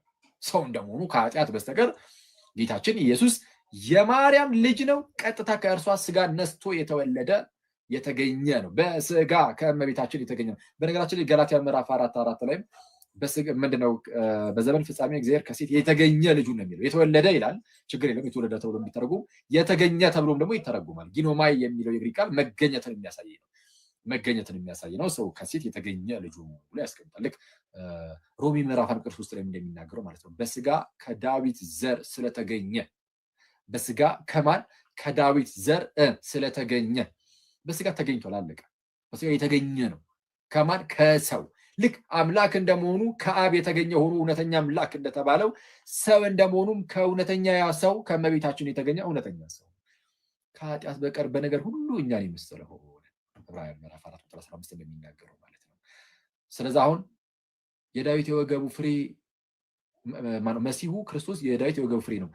ስለዚህ የትኛውም ሰው አሁን ሄዳ ብትጠይቀው ማለት ነው አይሁዳዊን ስለ መሲሁ ምን ትላለህ ብለህ ብትጠይቀው እሱ የዳዊት ልጅ ነው ይላል። ልክ ጌታችን ኢየሱስ እንደጠየቃቸው በማቴዎስ ወንጌል ምዕራፍ 22 ቁጥር 41 ላይ ፈሪሳውያንም ተሰብስበው ሳሉ ጌታችን ኢየሱስ ስለ ክርስቶስ ምን ይመስላችኋል? የማንስ ልጅ ነው ብሎ ጠየቃቸው ይላል። ጌታችን ኢየሱስ ምን ብሎ ጠየቃቸው? ስለ ክርስቶስ ምን ይመስላችኋል?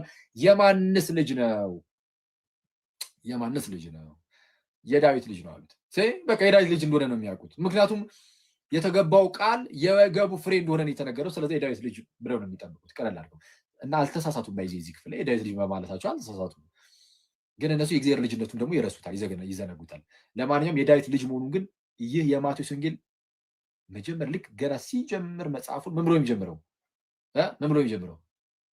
የዳዊት ልጅ፣ የአብርሃም ልጅ፣ የኢየሱስ ክርስቶስ የትውልድ መጽሐፍ። የማን ልጅ ብሎ ነው የሚጀምረው?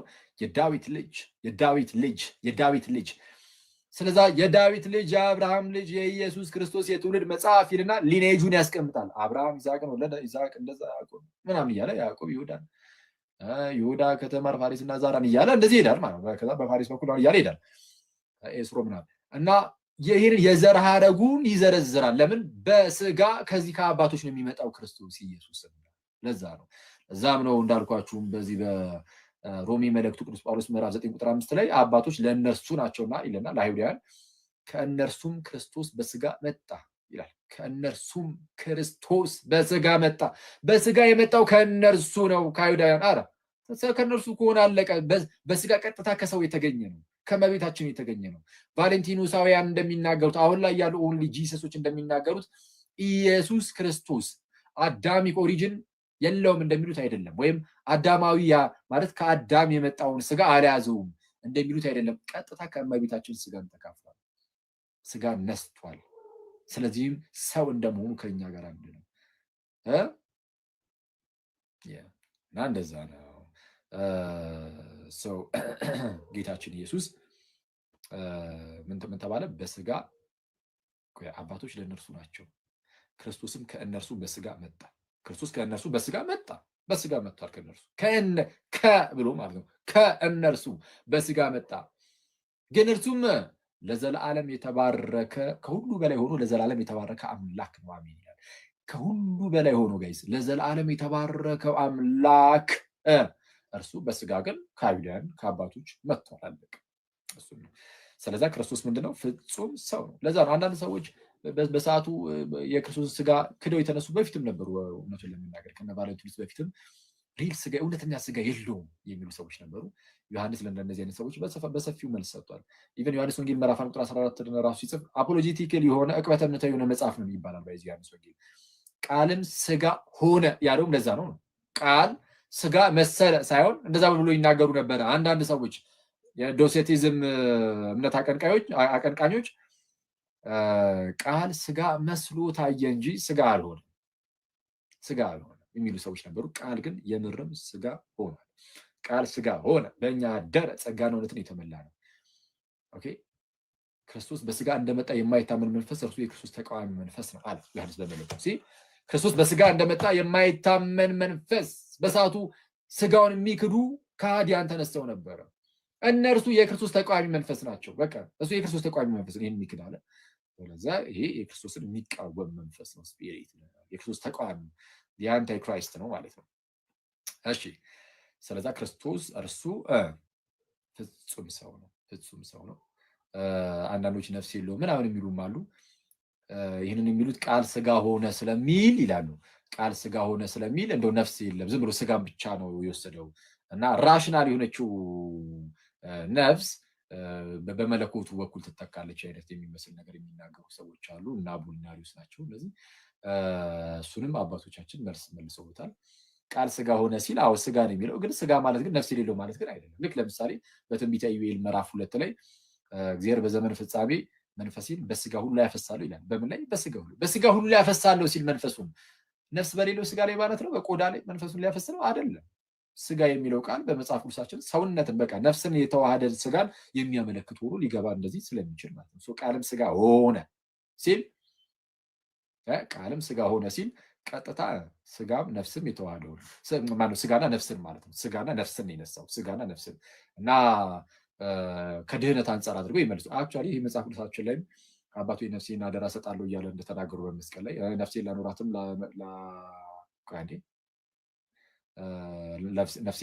ላነሳትም ስልጣን አለኝ ብሎ ጌታችን በዮሐንስ ወንጌል ምዕራፍ 10 ላይ እንደተናገረው ነፍሴን እያለ ይናገራል። ግን ከድህነት አንጻር አድርገው ግን አባቶቻችን ይመልሱ ነበር። ምን እያሉ? ለምሳሌ እንደነ ቅዱስ ጎርጎርዮስ ዘእንዚናዙ ያሉ ነፍስን አልተዋሃደም። ታዲያ ነፍስን ካልተዋሃደ እንዴት አዳነ ነው? እንዴት አዳነ ማለት ያልተዋሃደውን አላዳነ። ኢየሱስ ፍጹም አምላክ ነው፣ ፍጹም ሰው ነው ምናምን የሚሉ ሁለቱንም ያምኑና ግን እውነተኛ ውህደት ግን የለም። እውነተኛ ውህደት የለም ማለትም የአብ ልጅ እና የማርያም ልጅ ይለያያል። ስለዚህ ማርያምን እመቤታችንን ማለት ነው የአምላክ እናት ብለን እንኳን መጥራት አንችልም የሚሉ ርጉም ንስጥሮሳውያን ደግሞ ተነሱ። እመቤታችንን ወላዲተ አምላክ የአምላክ እናት አንላትም አሉ። ወላዲተ አምላክ አንላትም። የእመቤታችን ትልቁ ታይትሏ ትልቁ መጠሪያ ምን የሚለው ነው? ወላዲተ አምላክ። ወላዲተ አምላክ ከዚህ የሚበልጥ ምንም ታይትል የለም። ምንም ወላዲተ አምላክነቷን ከካደ አንድ ሰው ጎርጎርዮስ ዘእንዚናዙ እንደተናገረው፣ በነገራችን ላይ ጎርጎርዮስ ዘእንዚናዙ ቃል በቃል ማለት ነው የድንግል ማርያምን ወላዲተ አምላክነት የሚክድ በእግዚአብሔር መንግስት ውስጥ ስፍራ የለውም ይላል ጎርጎርዮስ ዘእንዚናዙ ቃል በቃል። የዓለም አቀፋዊ ጉባኤው የኤፌሶን ጉባኤ የመጀመሪያው አናቴማ ቃለ ግዝረት ማለት ነው ድንግል ማርያም ወላዲተ አምላክ እንደሆነች የማያምን ቢኖር የተወገዘ ይሁን። አማኑኤል እርሱ ፍጹም አምላክ እንደሆነ የማያምን ቃል ስጋ ከመሆኑ አንጻር ድንግል ማርያም በስጋ ቃልን ወልደዋለችና በስጋ ስለወለደችው ቃልን ወላዲት አምላክ እንደሆነች የማያምን ቢኖር የተወገዘ ይሆን ይላል። እና እነዚህ ሰዎች የተወሰኑት እንዳላችሁ ንስጥሮሳውያኑ ሁለት ያደርጉታል ክርስቶስን፣ ውህደቱን አያምኑም። እንደ የተወሰነ እንደው ግንኙነት ብቻ የሚመስል ነገር ነው የሚያስቀምጡት። እና ክርስቶስ ግን ውህደቱ እንዴት ያለ ነው ከተባለ ዘላለማዊ የሆነው ቃል መጥቶ ስጋን ነው በቃ የራሱ ያደርጋል። ስጋን የራሱ በማድረግ ከራሱ ጋር ያዋህደዋል። ሲያዋህደው ጭራሹን በማትነጣጥሉበት ሁኔታ ምንም ነገር ሲቀጸል ራሱ የሚቀጸለው ከተዋህዱ በኋላ ለስግው ቃል ነው። ስግው ቃል ነው የሚባለው። ከዛ በኋላ ኢየሱስ ስግው ቃል፣ ስጋ የሆነ ቃል፣ ስጋ የሆነ ቃል። ስለዚህ የሆነ ነገር ስትናገሩ ነጥላችሁ ለስጋው ብቻ መናገር አትችሉም። በቃ በአንድነት ነው የምትናገሩለት። በአንድነት ስትናገሩ ከስጋ አንጻር የሚነገር ይኖራል፣ ከቃል ማነው ከአምላክነት አንጻር የሚነገር ነገር ይኖራል። ሲነገር ግን ለሁለቱም አይባልም። ይቅርታ፣ ለውህድ ባህሪ፣ ለተዋህዶ ባህሪ፣ ለውህዱ ባህሪ ለሱ ይነገራል። ኦኬ። ስለዚህ አሁን ክርስቶስ አምላክ ነው ሲባል ነጠለ መለኮቱን አምላክ ነው መለኮቱ ብቻ ነው አምላክ ብለ ነጠለ እንደዚህ መናገር አትችልም። አዎ አምላክነት የመለኮት ነው፣ ግን የመለኮት ገንዘብ የስጋም ይሆናል። ልክ እንዴት መሰላችሁ? ቃል አምላክ እንደመሆኑ የራሱ የሆኑ ገንዘቦች አሉት አይደለ? አትሪቢዩቶች ማለት ለምሳሌ ቃል አምላክ ነው። አምላክ እንደመሆኑ ሁሉን ቻይ ነው፣ ሁሉን አዋቂ ነው። ምንድነው ሌሎች ነገሮች የሚያል ወይስ የአምላክነት የሆኑ ነገሮች ሁሉ ፈጣሪነቱ ምኑ እነዚህ ሁሉን ነገሮች ይዝና ስጋን የራሱ ያደርጋል። ስጋን የራሱ ሲያደርግ በተዋህዶ ውስጥ ለቃል የምትናገሩት ወይም ለአምላክ የምትናገሩት ነገር ሁሉ ለስጋ መነገር ይጀምራል። ለስጋ የምትናገሯቸው ሌሎች ነገሮች ደግሞ ለምሳሌ መሞት፣ መድከም፣ መራብ፣ መጠማት ምናምን አሁን ለቃል ይነገራል። እንዲያስቀድሙ የለም እኮ በቃል ዘንድ መሞት አለ የለም፣ መራብ አለ የለም፣ መጠማት፣ መድከም ምናምን ማንቀላፋት ምናምን የሚባሉ ነገሮች መተኛት የለም። ለስጋ ግን እነዚህ ሁሉ ነገሮች ይነገራሉ።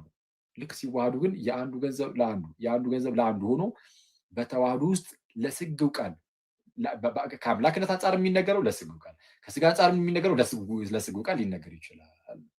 እንደዛ ነው ባጭሩ። ከመጽሐፍ ቅዱስ የተወሰኑ ነገሮች ላሳያችሁ። እሺ አንጨርስ።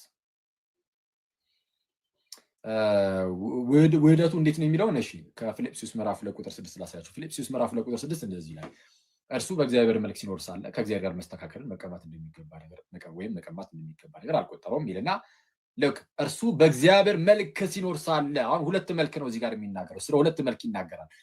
አስቀድሞ እርሱ በእግዚአብሔር መልክ ሲኖር ሳለ፣ በእግዚአብሔር መልክ ሲኖር ሳለ፣ ኦኬ በእግዚአብሔር መልክ ይኖር ነበረ። በእግዚአብሔር መልክ መኖር ደግሞ ከእግዚአብሔር ጋር እኩል መሆን ነው።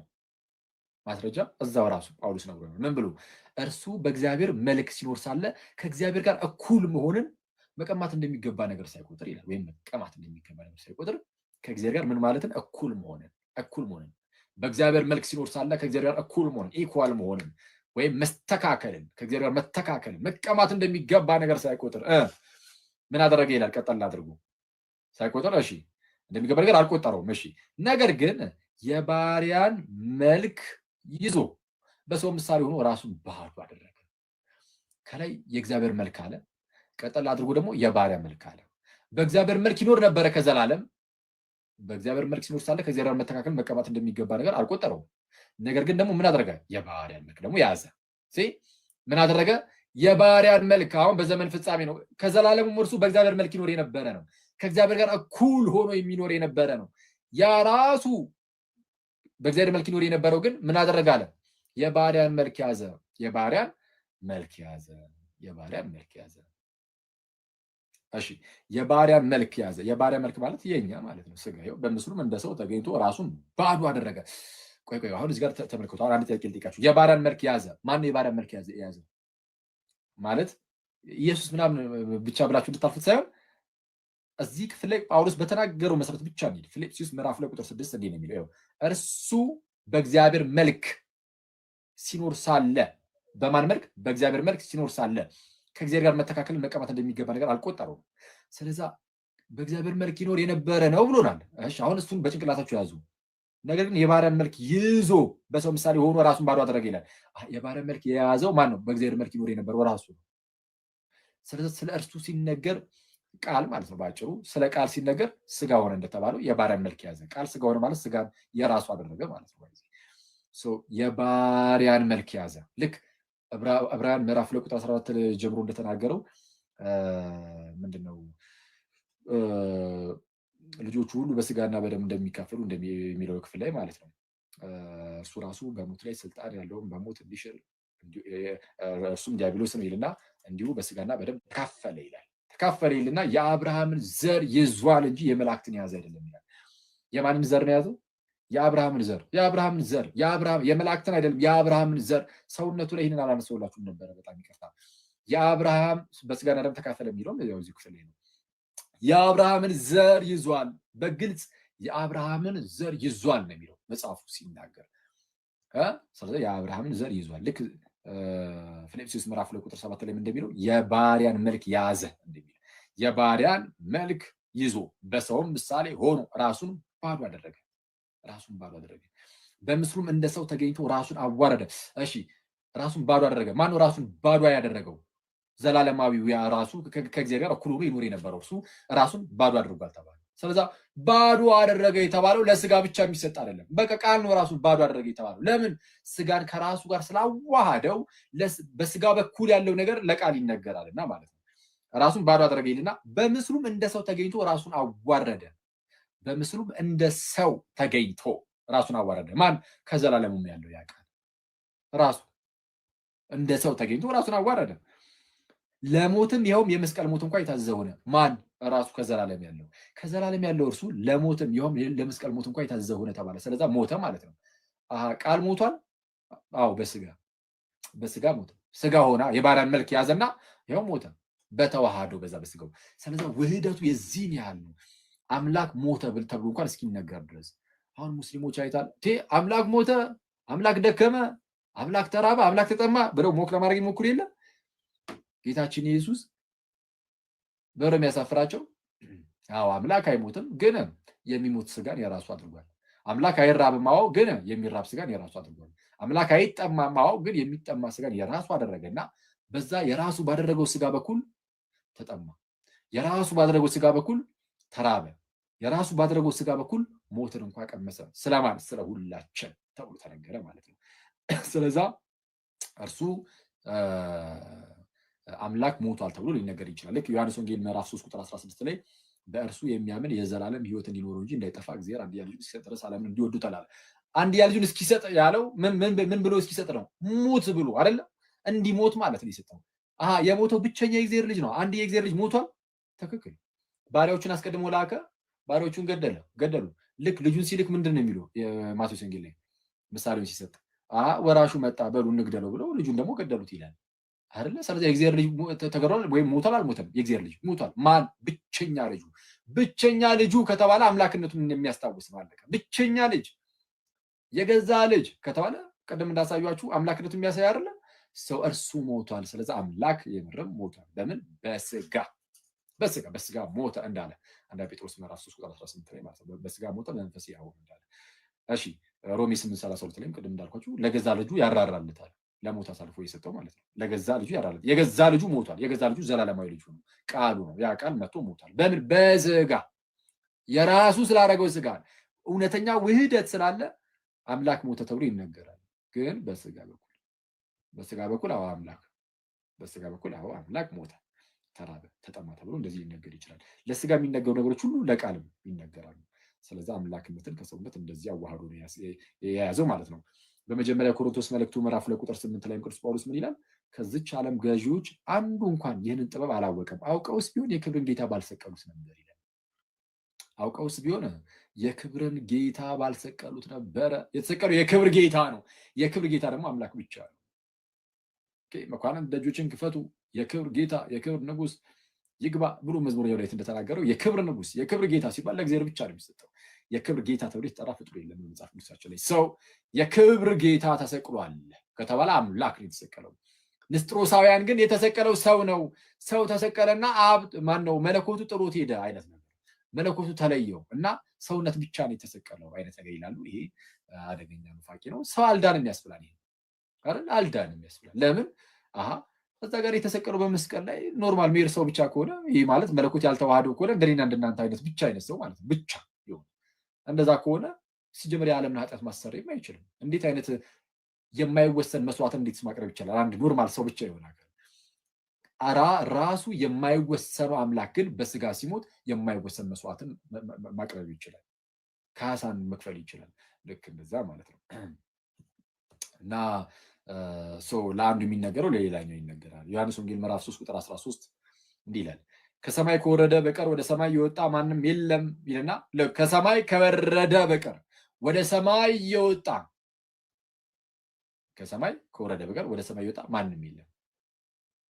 ኦኬ፣ ከሰማይ ከወረደ በቀር ወደ ሰማይ የወጣ ማንም የለም።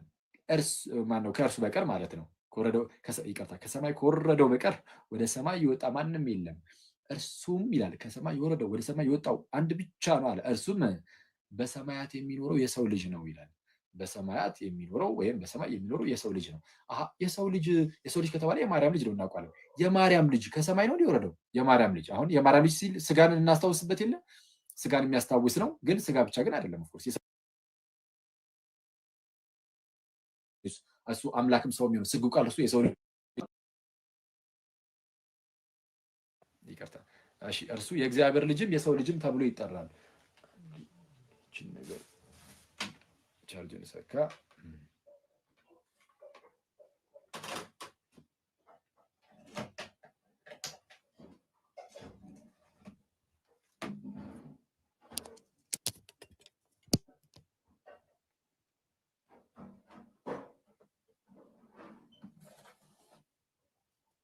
ኦኬ፣ ፊት ለፊት ላይ የምታዩት ያ ስግው ቃል አምላክም ሰው የሚሆነውን ክርስቶስ ኢየሱስን እርሱን የሰው ልጅ ተብሎ ሊጠራ ይችላል። የእግዚአብሔር ልጅ ተብሎ ሊጠራ ይችላል። እና ምንድነው የሰው ልጅ አለውና ከሰማይ ከወረደው በቀር ወደ ሰማይ የወጣ ማንም የለም፣ እርሱም በሰማይ የሚኖረው የሰው ልጅ ነው አለ። ስለዛ ከሰማይ የወረደው የሰው ልጅ ነው፣ ወደ ሰማይ የሚወጣው የሰው ልጅ ነው፣ በሰማይ የሚኖር ነው አለ። ስለዚህ የሰው ልጅ አሁን ከሰማይ ወርዷል አልወረደም? ከሰማይ ወረደ የሚባለው ቃል ነው። ቃል ከሰማይ ወረደ ዘንድ ስጋ ሆነ፣ ወደ ሰማይ ወጣ፣ ስጋ በቃል ገንዘብ ወደ ላይ ወጣ። አሁን ቃል ወረደ ሲባል እንደዚህ ሆነ የቦታ ወሰን ኑሮት እንደዚህ ዱብ ያለ አይደለም። ልክ ምድር ላይ ያለ ስጋን የራሱ አድርጓልና ከሰማይ ወረደ ተብሎ የሚነገረው ስጋን ምድራዊ የሆነ ስጋን የራሱ ስላደረገ ነው። ወደ ሰማይ ወጣ የሚባለውም ሰማያዊ የሆነውን ያንን መለኮትን ወይም ቃልን ስጋ የራሱ ስላደረገ ከስጋ አንጻር የሚነገር ነው። ሰው ከሰማይ ከወረደው በቀር ተብሎ ሲነገር ከቃልነት አንጻር እንጂ ከስጋ አንጻር የሚነገር አይደለም። ግን የሰው ልጅ ነው ተብሎ ግን ተነግሮለታል። ምንድነው በአጭሩ ለቃል የሚነገረው ለስጋ የሚነገረው ለቃል ስለሚነገር እንደዚህ ነገሮች መጽሐፍ ቅዱሳችን ላይ በጣም በስፋት ልናይ እንችላለን።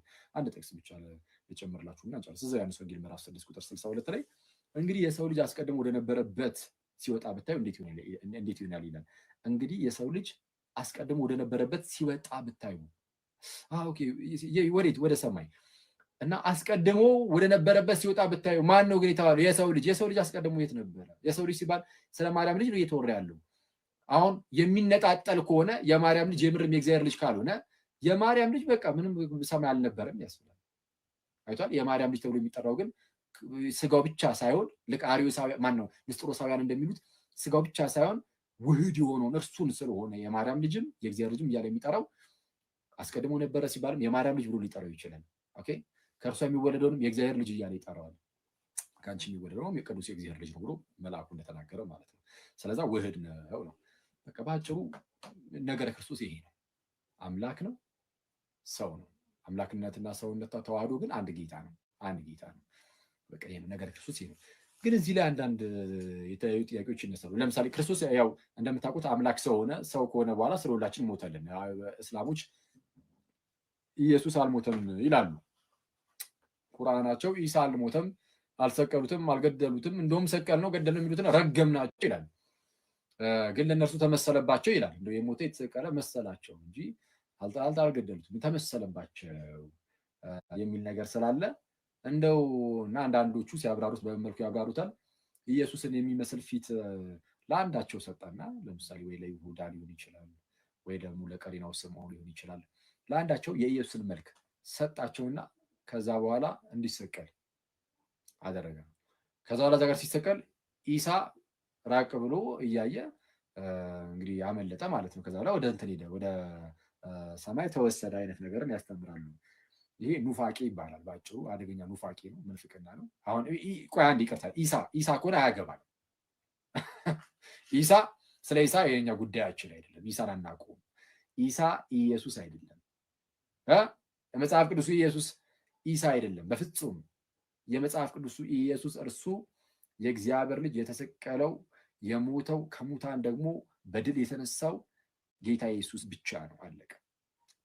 አይ እነሱ ግን አሁን አንዳንድ ጊዜ ምን ያደርጋሉ? ኢየሱስ እያሉ እየጠሩ እኛ የምናመልከውን እንግዲህ የምናመልከው የምንገዛለትን ጌታ አልተሰቀለም ምናምን የሚሉ ሰዎች አሉ አይደል? አንድ ቪዲዮ እያዩ እስቲ እዚህ ጋር አስቀምጫለሁ። አንዴ ቆይ አንዴ ላሳያችሁና አንዴ ቆይ ሄሉ ለቃው አይቼ ነበረና እስቲ ቆይ እሺ ቲክቶክ ባለ ልግባና ልፈልግሽ እንዳያደነቁን ልብሱ እንደገና አዲያ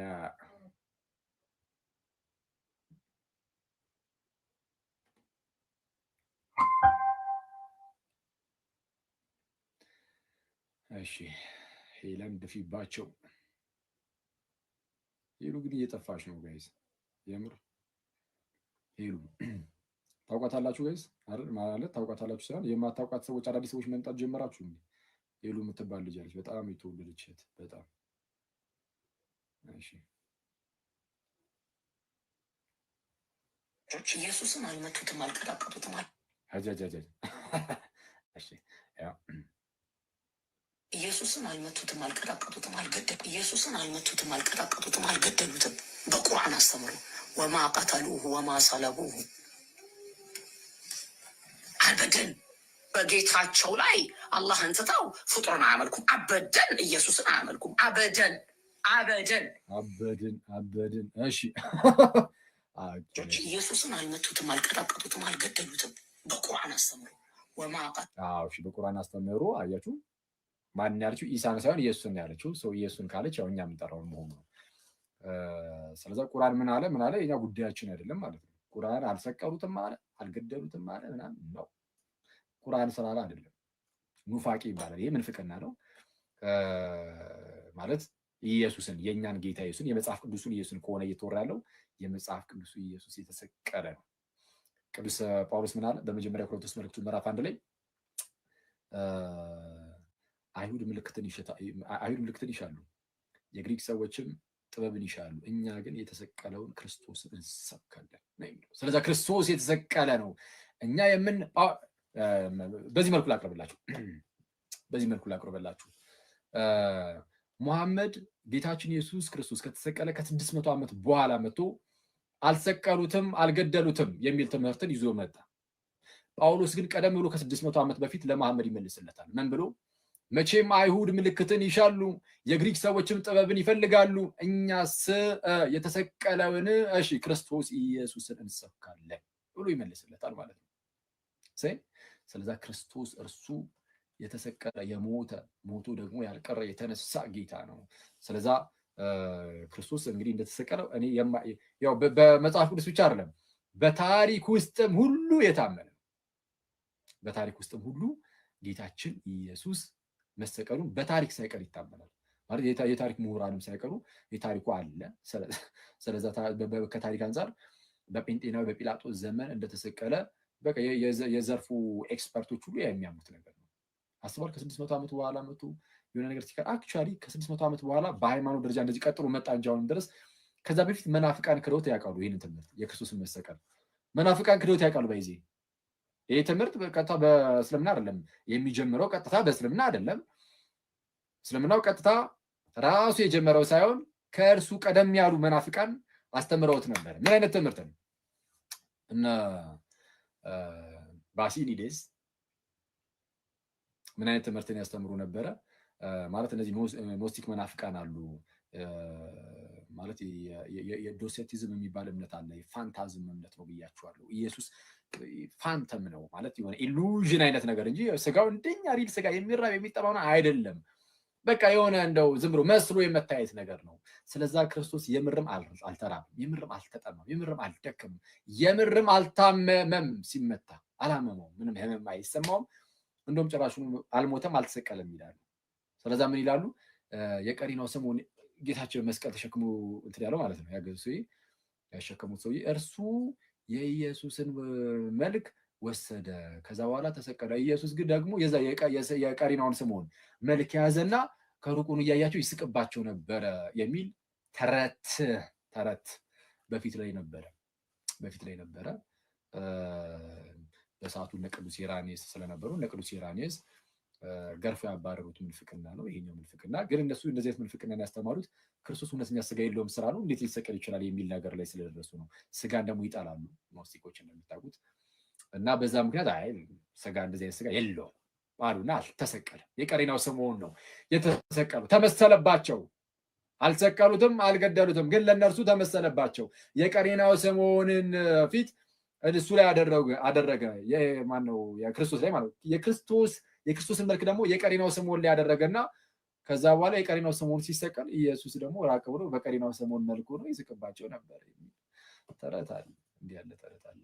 በኋላ ላይ እስልምናው ደግሞ አልተሰቀሉትም አልገደሉትም ይላል። አልተሰቀሉትም አልገደሉትም ሲል የራሱን ኢሳት ከሆነ መብታቸው ነው። የእኛን ኢየሱስን ከሆነ ግን ነው እንላለን። የጌታችን ጉዳይ ላይ ግን አልሰቀሉትም የሚል ካለ ይህ ክህደት ነው። ክርስቶስ ኢየሱስ የምርም ተሰቅሏል። እሺ፣ ሌላ ከምልጃ ጋር ተያይዞ ደግሞ ወደ ፕሮቴስታንቱ ደግሞ እንምጣና እሺ፣ በእኛና በፕሮቴስታንቶች መካከል ያለው ትልቁ ልዩነት የእኛ ኢየሱስ ፈራጅ ነው፣ የእነሱ ኢየሱስ አማላጅ ነው የሚባል ነገር አለ። እዚህ ላይ ትንሽ ነገር ለማለት ያህል ፕሮቴስታንቶች በአንድ ወቅት ላይ በምን መልኩ ያስረዳሉ? የክርስቶስን ምልጃ ሲያስረዱ ኢየሱስ ክርስቶስ ነው አማላጅ እንጂ ቅዱሳን አይደሉም ይላሉ። የሚማልዱት ቅዱሳን አይደሉም፣ የሚማልዱ ኢየሱስ ነው ብለው ይናገሩና ይህንን ነገር ሲናገሩ ቀጥታ ኦፍኮርስ ልንረዳ የምንችለው በምን መልኩ ነው? የሚማልዱት ቅዱሳን ሳይሆኑ ካለ ቅዱሳን ይማልዳሉ ማለት እንግዲህ ልመና ነው፣ ሌላ ምንም ነገር የላቸውም። መለመን ነው አይደለ? መለመን ነው። የሚለምኑት ቅዱሳን አይደሉም እያሉ ነው። የሚማልዱት ቅዱሳን አይደሉም ካሉ የሚለምኑት ኢየሱስ አይደሉም፣ ይቅርታ፣ የሚለምኑት ቅዱሳን አይደሉም እያሉ ነው። የሚማልዱት ምልጃን የሚያቀርቡት ቅዱሳን አይደሉም ኢየሱስ ነው እንጂ ሲሉ የሚለምኑት ቅዱሳን አይደሉም እያሉ ነው። ማን ነው እንጂ? ኢየሱስ ነው እንጂ። ስለዚህ ኢየሱስን አውርደው እንደዚህ የልመና ነገር ላይ ብቻ የሚያስቀምጡት አይነት ከሆነ እንደዛ ከሆነ አዎ ይሄ ትልቁ መለያችን ሊሆን ይችላል። ምክንያቱም ይሄ ክርስቶስ ኢየሱስን የቅዱሳን ተርታ የሰዎች ተርታ ላይ የእነ እስጢፋኖስ ተርታ ላይ የቅድስት ድንግልና የሌሎች ቅዱሳን ምናምን ተርታ ላይ የማውረድ ከሆነ እሱ አደገኛ ነው። ግን አሁን ላይ ግን በተለያዩ ዲስኬሽኖች ውስጥ ለማየት እንደሞከር ነው ከአንዳንድ ሊቃውንቶቻቸው መጽሐፍት ላይም ለማየት እንደሚሞከረው ምን አይነት ነገርን መናገር ጀምሯል። በተለይ አሁን ደግሞ አይ ክርስቶስ ይማልዳል ስንል አሁንም እየማለደ ይኖራል ማለታችን በፍጹም አይደለም። ታዲያ ምንድን ነው ሲባሉ እንግዲህ ሁሉንም ላይወክል ይችላል ይሄ ነገር። ይህን የማይወክላችሁ ፕሮቴስታንቶች ይቅርታ ተውት እናንተ። ግን ይሄኛው አሁን የምናገረው ግን የሚናገሩ ፕሮቴስታንቶች ስላጋጠሙ ማለት ነው። ምን ይላሉ? አንዴ በመስቀል ላይ ስለ ሁላችን ቤዛ ሆኗል እና በምድር ላይ ሳለ ስለ ሁላችን ምልጃን አቅርቧል። አንዴ የሰራው ስራ በቃ አለቀ። ከዛ በኋላ ፈጽሞ ጨርሶታል፣ በአባቱ ቀኝ ተቀምጧል። አሁን ድጋሚ የሚሰራው ምናምን ነገር እንደዛ ኑሮ አይደለም። ግን አንዴ የሰራው ስራ ግን ለዘላለም ደግሞ ጸንቶ ይኖራል። እሱን ለማሳየት ነው የሚሉ ሰዎች አሉ። ይሄ እኛ ትምህርት ነው። ስለዚህ እኛ የምናስተምረው አስተምሮ እሱን ለማለት ነው ይሄንን ቃል የምንጠቀመው ካሉ ቡንጫ አልፋ ክርክር ውስጥ አንገባም። ትልቁ መለያችንም ይሄን ብለን አናወራም። የቃላት አይደለም። ትልቁ ልዩነት ሀሳብ ላይ ነው። እንዴ የድህነት ትምህርት ላይ ትልቅ ልዩነት አለ። ነገረ ክርስቲያን ላይ ትልቅ ልዩነት አለ። ሚስጥራት ላይ ትልቅ ልዩነት አለ። እና እሱ ላይ ትልልቅ ልዩነቶች ስላሉ እዛ ላይ እንሄድበታለን ማለት ነው። የእኛኑ አስተምህሮ የሚያስተምሩ ከሆነ ማለት ነው። የኢየሱስ ክርስቶስ ይማልዳል አይማልድ ምናምን የሚለው ላይ ቀጥታ እኛ ምንድን ነው የምንለው? ጌታችን ኢየሱስ በመስቀል ላይ አዎ ስለ ሁላችን ደሙን አፈሰሰ፣ ራሱን መስዋዕት አድርጎ አቀረበ፣ በእርሱ በኩል ሁላችን እንቀደስ ዘንድ እና ሊቀ ካህናት እንደመሆኑ ምልጃን አቀረበ። ትክክል ማልዷል፣ አብን ማለደው። ይህንን እንዲህ ብለን እናገራለን በምድር ላይ እያለ ማለት ነው።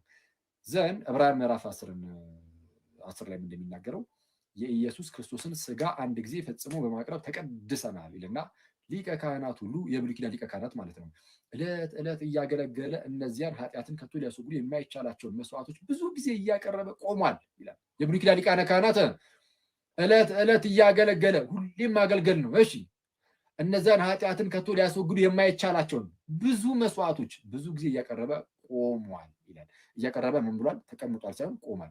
ሁሌም ማቅረብ ነው። ስለዚህ ሁሌም መቆም ነው ለአገልግሎት ማለት ነው።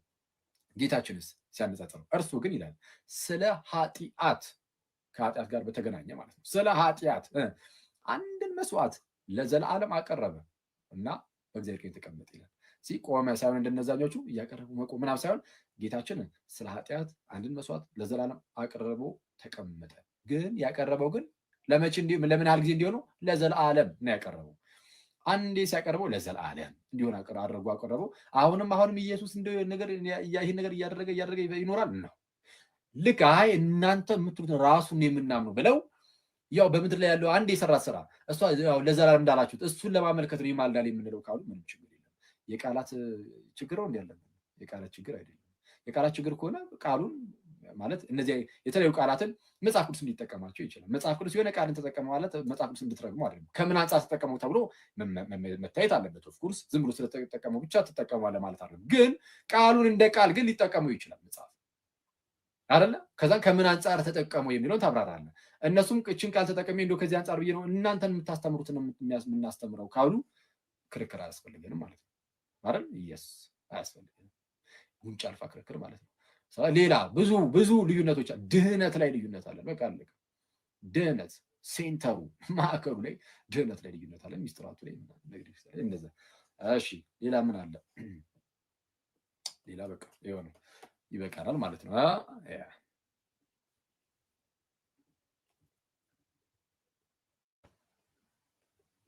እሺ ተግባባን። ያልገባው ሰው አለ? ነገረ ክርስቶስ ገባችሁ? አክቹዋሊ አብዛኞቻችሁ ታውቁታላችሁ ተስፋ አደርጋለሁ። ኦፍኮርስ